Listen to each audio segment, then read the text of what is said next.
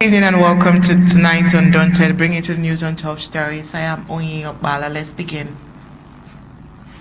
Who is at that teleprompter?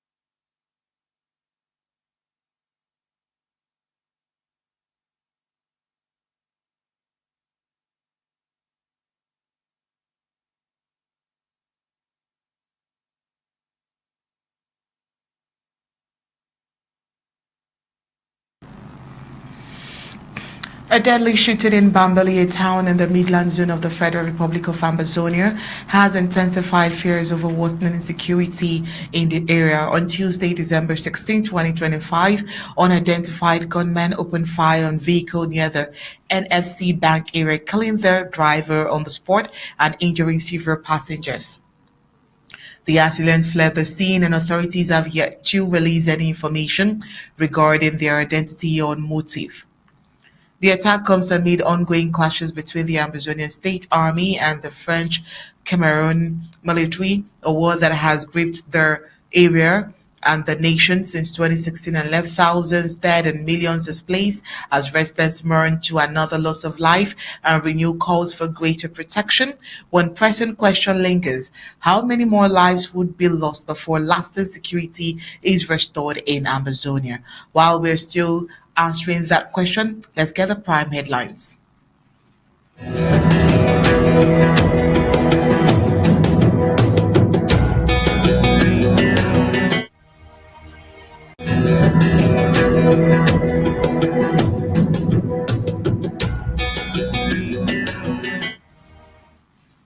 Tonight on Undaunted, told you that a deadly attack in Bambili gunmen kills one, injures several. Also tonight, President Sako Mourns Likomba fire tragedy, extends national condolence to bereaved family. Also tribute point for Mr. Claus, a loyal ally of Ambazonian cause. Also tonight, we take a look at the warnings from Jean-Pierre signal a new phase of national unrest. While on the global scene, on the African scene, first of all, we have DRT opposition figure Ramazini Shadri detained as political tensions rise. And also on the global scene, EU leaders weigh unprecedented support for Ukraine at high-stakes summit. Now let's get the news in full briefings.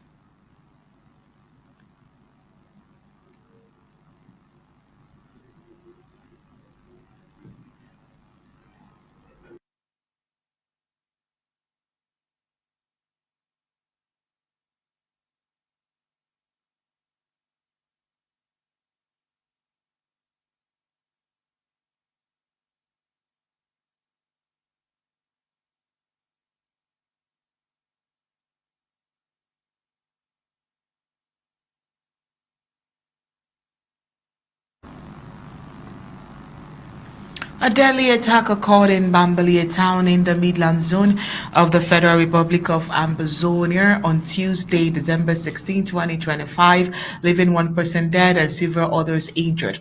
According to eyewitnesses, gunmen opened fire on a vehicle near the NFC Bank area, instantly killing the driver and wounding multiple passengers. The motive behind the attack remains unclear, and colonial authorities have not released any information on the identity of the assailants. The attacker successfully disappeared after the incident. The incident has highlighted fear and anxiety amongst residents, with renewed calls for increased security in the area. This attack adds to growing concerns over insecurity in Amazonia, where similar incidents have occurred in the past. The attack is the latest in a series of violent incidents in Amazonia, where the Ambazonian State Army and the colonial French Cameroon military have been waging deadly battles. The war, which began in 2016, has resulted in thousands of deaths and displaced persons. The Bambili community is mourning and demanding action to address the growing insecurity Residents are calling for increased security measures to protect them from these attacks, which have become increasingly frequent and deadly as well. All right, Barrister Mbeseha, thank you for joining tonight on Undaunted. How are you doing, sir?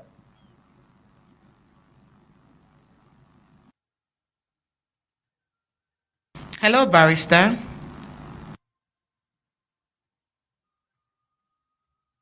All right, thank you so much for joining. What would you say about the unrest in Bambili that we just looked at?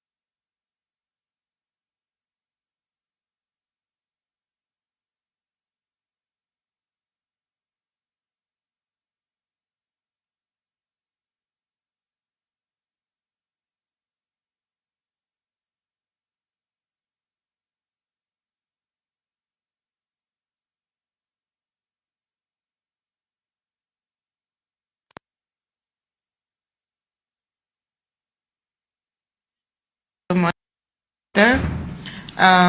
Meanwhile, still moving on to sad reports here on Tuesday, December 16, 2025, under the reference number of GCS 1216, the President of the Federal Republic of Southern Cameroon's Ambazonia, Dr. Samuel Likomba Sako, issued a solemn message of condolence following the devastating fire disaster in Likomba caused by the explosion of a fuel tank.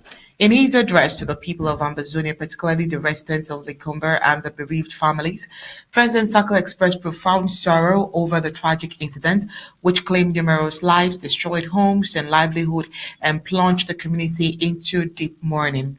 He described the tragedy as a painful loss, not only to the affected families, but to the entire Ambazonian nation. Speaking on behalf of the government and people of the Federal Republic of Southern Cameroon and Ambazonia, the president conveyed his deepest condolences to those who lost loved ones, acknowledging that no words could adequately ease the anguish and grief they are enduring. He paid tribute to the innocent lives cut short and shared in the pain of parents, spouses, children, relatives, and neighbors who face an immeasurable void. He also recognized the suffering of those who sustained injuries and those rendered homeless and vulnerable by the disaster. President Sako called on the people of Likomba and all Ambazonians to stand united in solidarity, compassion, and mutual support during this dark period. He emphasized that the strength of the Ambazonian people has always been rooted in their ability to care for one another, particularly in times of grief and adversity. Reaffirming the government's position, the president stated that the federal government of Ambazonia stands firmly with the victims and their families. He noted that the nation honors the memories of those who perished and remains committed to advocating for the protection of civilians and their lives, their safety, and the dignity across all communities. Concluding his message, President Sako prayed for the eternal rest of the departed, comfort and healing of the bereaved, and swift and full recovery for the injured. He assured the people that Ambazonian mourns with Likomba and will not forget the tragedy, invoking God's consolation for every grieving heart that is already grieving. The message was signed by Dr. Samuel Ikome Sako for the Federal Republic of Ambazonia. Barrister Mbeseha has been in the news for a week now. And yesterday we talked about some politicians going to the site of the fire incident after the fire has occurred. Today, far away in diaspora, the president has also expressed the sadness towards such adversity. What would you say about this?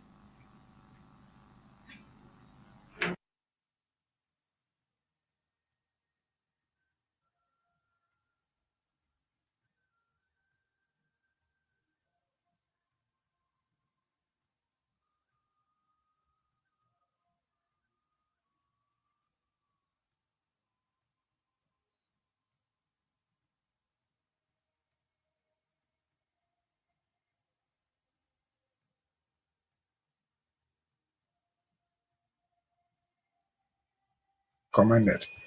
And so President Sako has done exactly the same thing that every government would do. But let us take the other side of the story. There are some people who sit in Yaoundé there and claim to be the government that represents some country called, including Likomba in Tico. By every standard of measurement, that was a natural disaster that calls for the intervention, the soothing from the central government in Yaoundé. But have we heard anything from the government in Yaoundé? Absolutely zero. We saw a few political postulants, OC, coming to parade the place as a political opposition and giving their own message. The question we ask is, where is the government of Yaoundé? There's something which is very important, which we don't understand. When a natural disaster occurs that affects the nation, wrath, what do? The governments don't just send letters. Structured governments are in Yaoundé. They pour in the resources that are needed to sympathize with the population to prevent such things from happening anywhere anymore in that country. But as we speak, I'm not aware of any reaction even from the government in Yaoundé. Absolutely no reaction. All what we have seen is a certain order, a certain statement issued by the sous-prefet, assuming functions that are not his, as I've said last time, trying to explain the cause of the accident without the expertise. He says it was due to the brake failures. How did he assess that? We don't know. He doesn't have the capacity to do that. And then they start by saying 2 people died, then they end up with 8.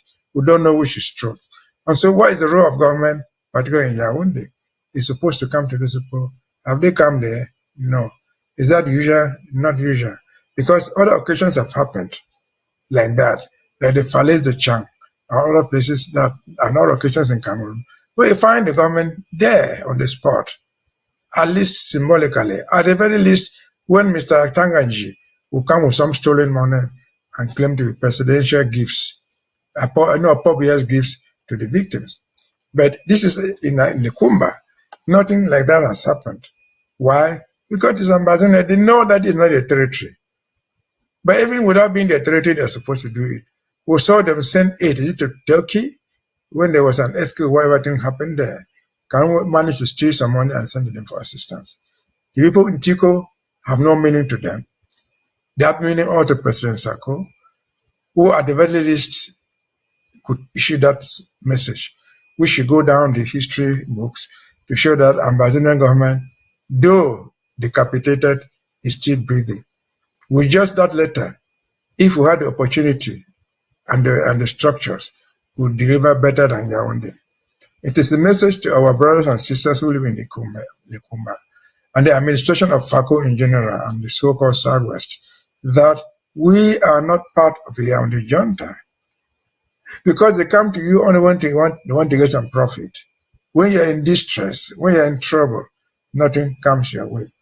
There is still a very Likomba where a few weeks ago, is it even after a week, people were lining the streets to ask for water, to ask for electricity, which is supposed to come with instructions from Yaoundé. And so why do you consider yourself part of the system that does not want to consider you as part of them? And so again, we say thank you, Mr. President Sako. We're taking note of that. Our brothers again, who prostrate the ground, claiming to be CPD and militants, claiming to be members of the government, whatever form it is, whether it's the regional government in Boya, the council government in Tiko, or whatever thing they call it, they are wasting their time. You are trying to belong to where you don't belong. You don't beg to belong. You beg to exist. You struggle to exist and have your own rights to do what you like. A strong Ambazonian cannot prevent all natural disasters, but we'll do our best to prevent them. And if they do occur, we'll do our best to soothe the population, to come to the aid of the victims.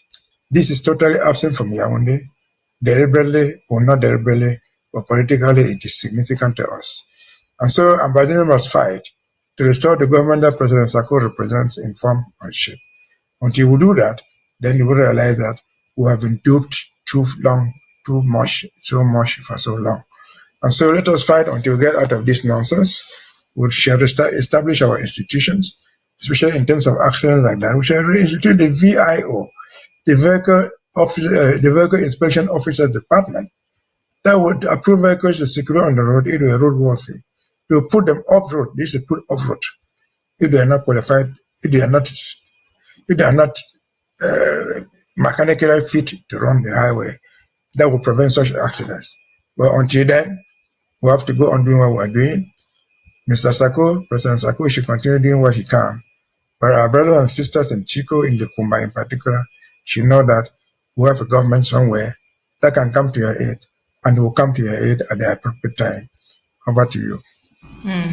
That's very thoughtful of you, Barrister, for remembering that in as much as we say that it was just the politicians who we saw at the site or at the scene of the incident yesterday, that does not suffice for a government condolence message, just like President Sako has done. Meanwhile, tributes are being paid to Mr. Claus, a close friend and committed supporter of the Ambazonian cause, whose passing has been confirmed after a prolonged period of illness. Though not of Ambazonian origin, those who know him say his dedication to the struggle for justice and dignity in the southern Cameroons remained unwavering until the final days of his life. Mr. Claus became actively involved at the early stages of the movement, joining protests and quietly contributing behind the scenes at a time when public support carried significant personal risk. Friends recall that his commitment went beyond symbolism, describing him as someone who offered time, presence, and practical assistance without seeking recognition. For a period, he lived near Big Mob Market in Victoria, where he became a familiar and respected figure within the Ambazonian community. Neighbors and close associates remember how long conversations with him often centered on the Ambazonian war and its crisis and his deep concern for his people. Contact was eventually lost after the theft of a phone containing his detail, but those connections, they say, were never forgotten. In his later years, Mr. Claus battled illness, gradually retreating from public life. Even so, those close to him say his concern for Ambazonia never faded and that he continued to follow developments with quiet resolve. His death has prompted reflection on the role of allies who, despite not being able or born in the conflicts, chose to stand in solidarity. For many, Mr. Claus represents a reminder that the struggle for justice often draws support beyond borders and identities. He is remembered as a man of conviction, compassion, and humility. Friends and supporters have prayed for his soul to find peace in the bosom of God, honoring a life marked by loyalty to a cause he chose as his own. Barrister Mbeseha, do you have an idea of any specific thing you can remember about Mr. Claus? No, I don't need to remember any particular thing about him, but it's a very symbolic character from the story that is told after his death. I don't know how many people see it the way I do. If from that picture, that guy is not from Gokutinja, neither is he from Du Undap. He's not from India, neither is he from the BLM. He's a white man. He's not even from Africa, but he lived in Limbe. He lived among us. And he became a patriotic citizen of Amazonia. Was a patriot, but not a patriot by blood, a patriot by conviction. I say this is a guy that means more than what we can say. We have often sat here, not every day, if not every minute, and talked about the 11th province. People who left Munda to come and settle in Bamenda. People who left Lum to come and settle in Tombe and Kumba, and so on and so forth. Today, those very people are not even siding with our struggle. They don't sympathize with us. They cooperate with the enemy to destroy Ambazonia. If they imitated this late man, this late pa, they would be heroes. Because the late pa, he lived his life. He saw the value of Ambazonia. He defended it until he died. That is more important than me knowing what particular thing he did. The fact that his color is a white man.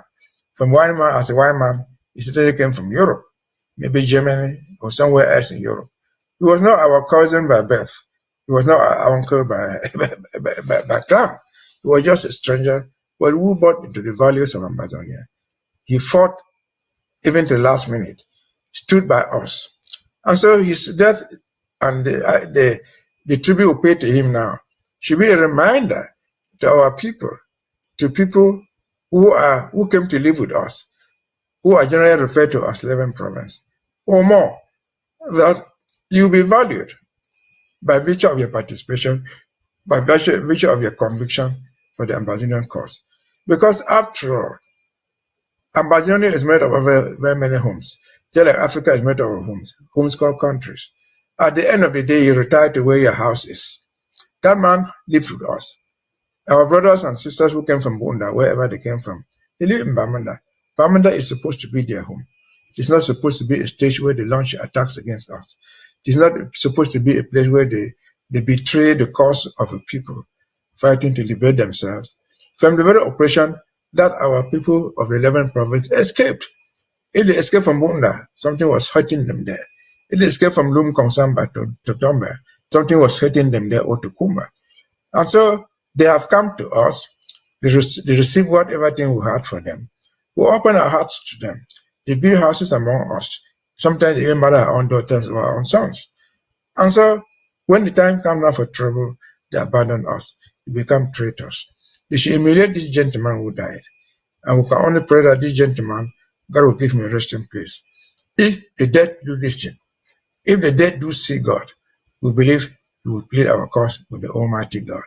Because we're on a just cause, where a stranger like this gentleman, this power, I can call him, this great-grandfather, stood for it. While our neighbors in color, our neighbors even in language, helped to oppress us. They betrayed us. They killed us in the pretext that we're their brothers, we're their sisters. No. Let all residents of Ambazonia emulate this gentleman who died, fighting for Ambazonia, defending the Ambazonian cause. That's what is important. And so we can say, God, give him a resting place. Over to you. Very much, Barrister. In the neighboring French Cameroon has been placed on edge following a stark public warning issued by Jean-Pierre Dupont, speaking on behalf of the Cameroonian Patriotic Front, urging civilians to prepare for what he described as an imminent Francophone crisis. In the statement, the point called on individuals whose presence is not justified, imperative, or essential to evacuate their cities of Yaoundé and Douala and their immediate surroundings as soon as possible, citing strategic reasons without providing a specific timeline. The message, which also advises those unable to leave to stockpile food and water and prepare underground shelters, has intensified speculation that the country may be heading towards a period of severe disruption, possibly including lockdowns or mass security operations, such language rarely used in Cameroon's political discourse. Well, it has triggered anxiety among residents and raised questions about what developments may be anticipated behind the scenes. That's not all. On the ground, the atmosphere in Yaoundé and Douala is described as tense and uncertain. The warning has amplified rumors of looming restrictions, reinforced security deployment, and the potential paralysis of daily life. Business, transport operators, and households are reportedly adopting a wait and see posture, bracing for apt changes that could follow little notice. Is this a precautionary alert aimed at civilian safety or a signal that the political struggle has entered a more confrontational stage? Analysts say the point statement marks a notable escalation in the BM Must Go movement, suggesting a shift from sustained distance towards strategic disruption. The call for evacuation implies expectations of events that could render major urban centers unsafe or inaccessible, pointing to the evolving tactics designed to apply pressure on state authority and force national attention. The timing is significant. After decades of President Paul Biya's rule, political fatigue in French Cameroon has deepened, with public frustration compounded by economic strain, governance concerns, and shrinking space for dissent. The warning suggests that those behind the movement believe the country is approaching a critical juncture, one that more may test the resilience of both states, institutions, and civilian life. Beyond French Cameroon, the developments are being closely monitored in neighboring Ambazonia, where prolonged conflicts and humanitarian distress have already destabilized the wider nation. Any large-scale unrest in francophone cities could have spillover effect, reshaping political calculations and security dynamics across the country. As uncertainty grows, Jean-Pierre Dupoint's warning stands as a stark indicator of a changing national mood, whether it proves to be a preventive measure or the prelude to sweeping disruption. It shows a reality many fear. French Cameroon may be entering a new and unpredictable phase of crisis. But what do we know? Barrister Mbeseha, what will you say about this? Well, I can only compliment cautiously what the guy is warning. The crisis alert, you call it.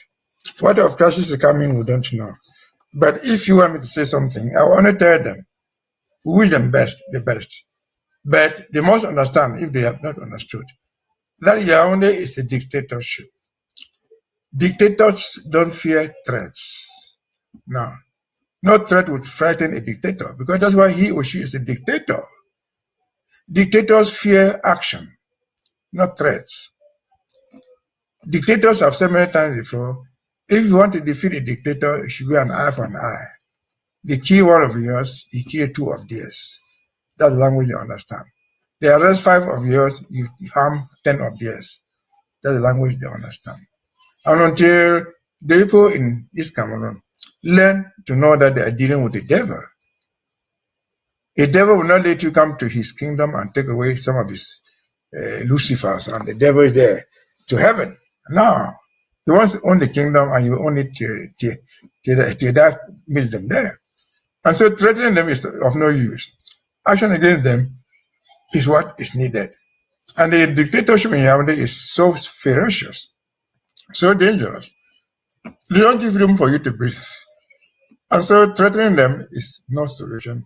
Action against them is the action. Because there's a reason why they don't want to go away. A lot of them, if not all, have blood on their hands. Anyway, kicked out of that place, they will have to face justice. Either they will end up in jail, or if the law does exist, some of them will be executed for the crimes they have committed. And so there's danger looming over there. But the actors who are opposing the Yaoundé junta, the Yaoundé criminal junta must know what it takes to bring down a regime like that. It's not threats, it's not spontaneous uprising. It is persistent persecution, persistent protest, persistent actions without a break. Because when you give the break, the the traitor, the criminal or person you will kick in, they know they are very strategic, they are very intelligent. If you go into the hardcore of the Yaoundé regime, you're going to find professors in political science. They have studied tyranny. They have studied dictatorship around the world. They know what it takes to suppress a dictator, to suppress the people. They are not common people. They have the money. They can buy the intelligence. They can buy the weapons. They can buy anything that they need. Because if you go onto the open market, you can get everything that you need, even to do what is not right. And so we think these people should know what they are doing. They are in crisis, but the crisis will result in no change until it is an eye for an eye, until you realize that they have killed an innocent Kane. He is dead and he's not coming back. He must take down one of theirs, who is politically worth an innocent Kane. Then they will know that, well, in this struggle we will lose our lives. That is not new to them. They would like to lose as many lives as possible, but preserve what they can. You remember, I think there was an item this morning about another bombing somewhere in Bamenda there, where they claimed that the bodyguard of a general was killed with 3 others. Well, that's the bodyguard of a general. Now the general in Bamenda knows that the thing is coming closer home. If he was unfortunate to be there, he would have been dead himself. You think he will run away? No. He's not going to fortify himself to come and fight against the Ambazonians. And so you must know what you're dealing with. Until you know where you're coming from, then you know where you're going to. And so we encourage them to do what they can. But again, if they need my advice, I will tell them, dictatorships don't fear uprising. They don't fear threats. They fear massive uprisings. They fear uprisings that are beyond their own control. An uprising that will drive away a duo, that will drive away a prefect, that will chase a minister and not allow him to come around giving people bread and wine and sardine. If we don't have that, we're wasting our time. And we all know that nothing is going to change Atangaji from all the illegality that he does until his life himself is threatened, until he realizes that his own wealth is going to be seized. Nothing will threaten him. And so we encourage him to do what they are trying to do. If it were possible, they are neighbors, we will help them. But I've said many times before, Cameroon has the government it deserves. If they don't want Paul Biya there in that today, Paul Biya will not be there for 24 hours. If they really mean not to let him there, he will run away. Because above all, even though he's an old man, he still wants to live. No old man wants to die. If he wants to die, his young widow will want to live. Because she will not be able to marry another person. But that person will never be as rich as Paul Biya. If he is so rich, he will never be as influential as Paul Biya. And so let Jean-Pierre understand this. Jean-Pierre is not alone. We hope they are intellectuals. We hope they are following us. We hope they are listening to advice from other people who care to give them advice. And so we wish them good luck. Best chances for you.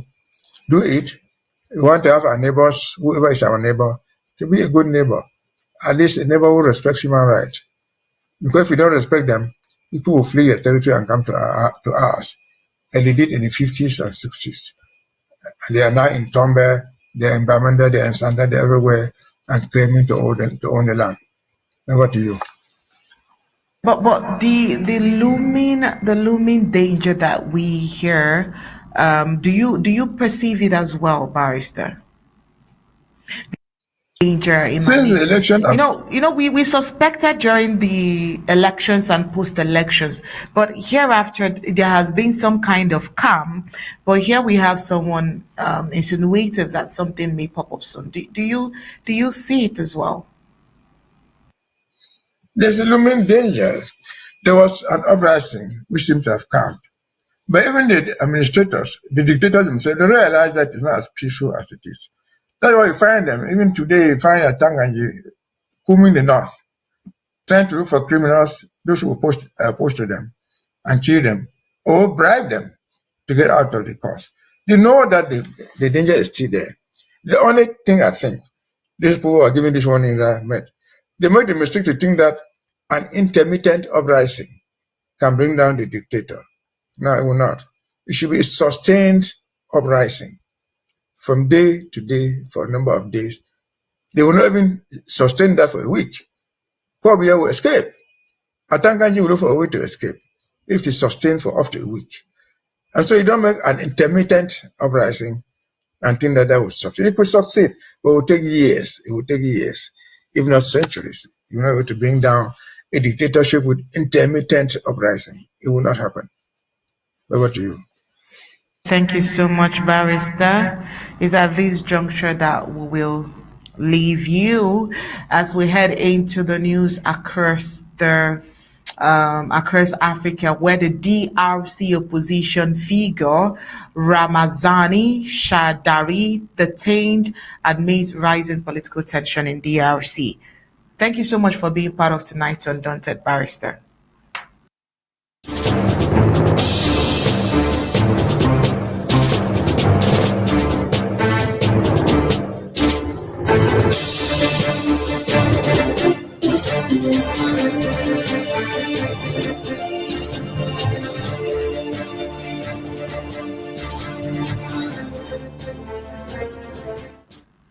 A senior opposition figure in the Democratic Republic of Congo has been detained amidst growing political tension and a renewed rebel offensive in the country's east, prompting certain from his party and raising fresh questions about the government's handling of dissent.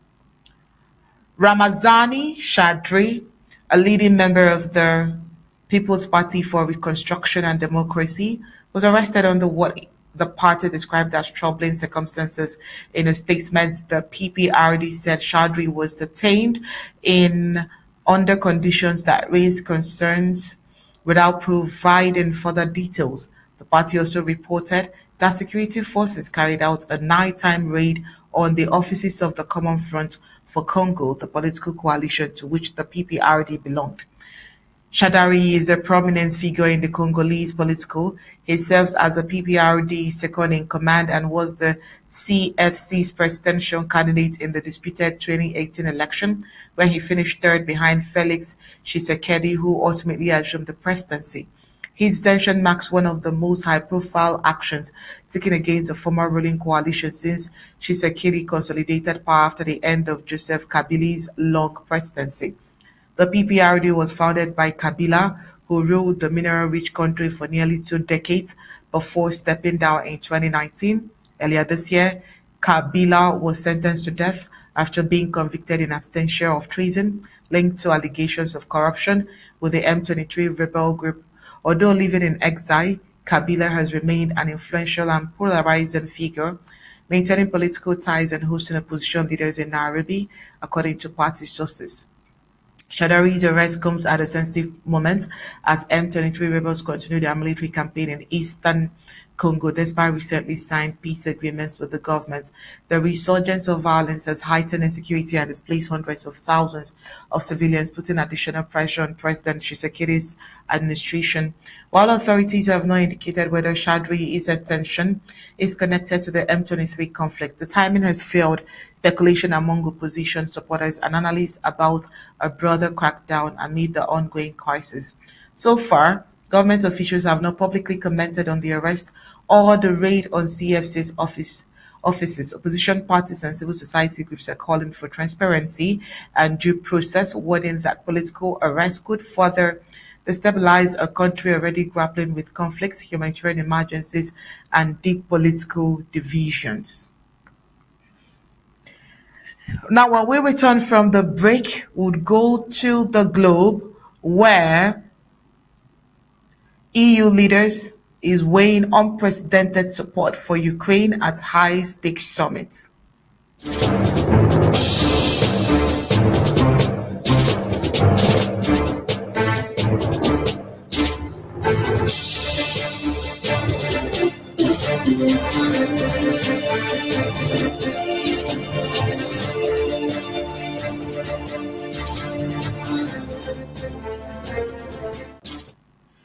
European Union leaders are meeting at a crucial summit as they consider extraordinary steps to sustain Ukraine amidst its ongoing war with Russia, with decisions that could redefine the bloc's financial and geographical and geopolitical role.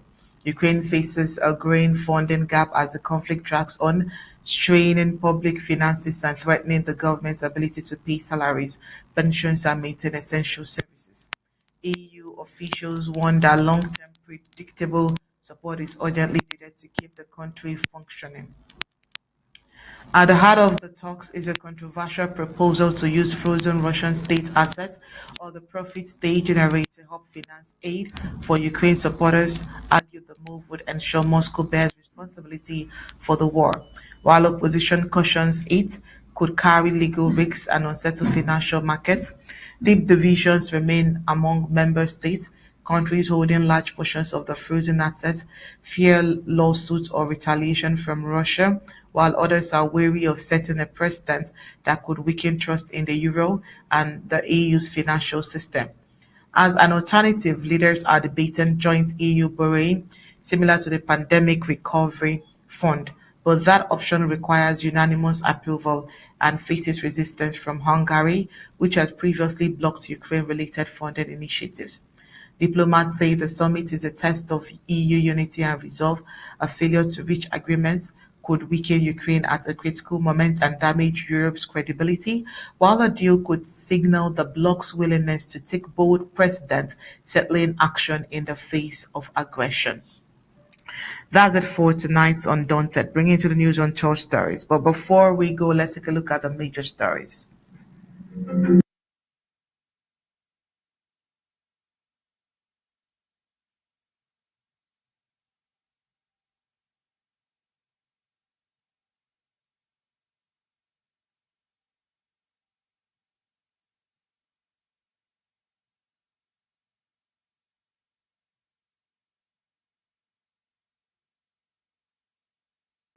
Tonight on Undaunted, we told you that there has been a deadly attack in Bambili.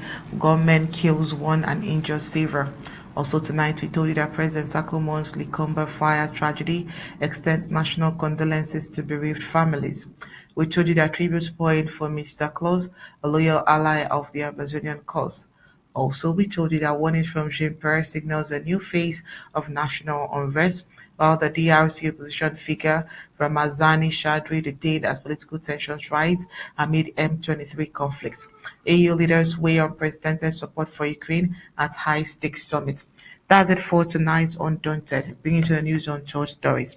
On behalf of the team behind tonight's production, I'm Barrister Mbeseha. Good night and God bless.